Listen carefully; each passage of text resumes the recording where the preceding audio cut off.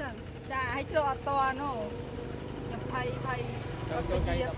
ដោយសារ ចាឥឡូវថ្ងៃហ្នឹងលេងភ័យហ៎ឥឡូវការរងចាំរបស់បងឯង3 4ថ្ងៃហ្នឹងលក់បានតម្លៃ800ប៉ែតហ្នឹងបងឯងមានអារម្មណ៍មិនដែរ ហើយ សហគមន៍គាត់យកមែន ចឹងចុះពេលបងឯងចូលឈ្មោះធ្វើចូលជាសមាជិកសហគមន៍កសិកម្មទំនើបដំបូងមានអារម្មណ៍ថាម៉េចដែរ ខ្ញុំដំបូងខ្ញុំមិនទាន់បាននេះទាន់ចិត្តស្ដាយខ្ញុំទុកចិត្តពាក់កណ្ដាល ពាក់កណ្ដាល ឥឡូវបានគាត់មកយកអញ្ចឹងខ្ញុំទុកចិត្តពេញហើយ ចា 100% 100%ណោះ ចា ហើយសុំសួរអញ្ចឹងចាជឿជាក់ថាការងារដែលសហគមន៍កំពុងតែធ្វើតាមរយៈការគ្រប់គ្រងរបស់ក្រសួងកសិកម្មហ្នឹងវាពិតជាបានលទ្ធផលមែនថ្ងៃនេះបងចា លេងដេកឃើញគាត់មកយកគាត់មកមើលឲ្យតម្លៃយើងហើយយើងទទួលយកបាន ចាសុំសួរមួយទៀតបងឯងបានមកប្រាក់សមាជិកភាព 20000 ហើយនៅចូលជាសមាជិកសហគមន៍ហ៎មានបងលុយ 20000 ទេ នៅ ហ៎អញ្ចឹងប្រាក់សមាជិកភាព 20000 ហ្នឹងនឹងកាត់នៅពេលដែលទូទាត់លុយស្រូវណា ចាអញ្ចឹង ដឹងអត់មានដឹងហ្នឹងអត់ ខ្ញុំអត់ដឹងទេ អត់ដឹងទេ បងប្រុសខ្ញុំគាត់អ្នកទៅប្រជុំ អូ ហើយគាត់ចោះឈ្មោះចេះប្រាប់បងប្អូនតគ្នា ចាអញ្ចឹងចូលជាសមាជិកសហគមន៍ហ្នឹងនៅក្នុងមួយវគ្គហ្នឹងគឺយើងត្រូវបង់ប្រាក់សមាជិកភាព 20000 នៅក្នុងមួយគ្រួសារ អញ្ចឹងគេថាយើងស្រូវយើងនេះ88ដក2លេខទៀតអីក៏ អត់ទេ ទេ តែ20000លុយខ្មែរទេមានន័យថាបងឯងលក់បានប្រហែលលានក៏ដោយដក20000ថ្លៃសមាជិកភាព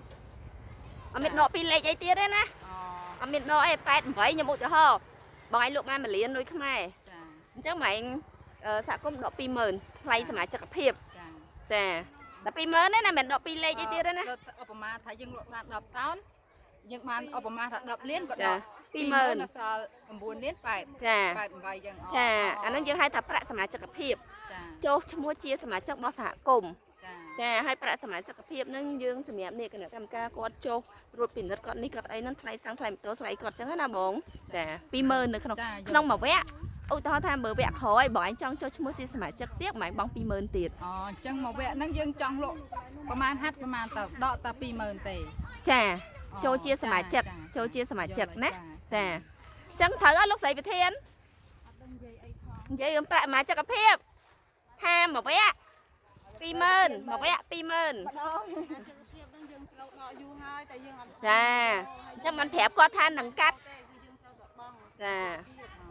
សមាជិកគេសមាជិកយើងមិនថ្ងៃស្រូវណាយើងត្រូវតែបង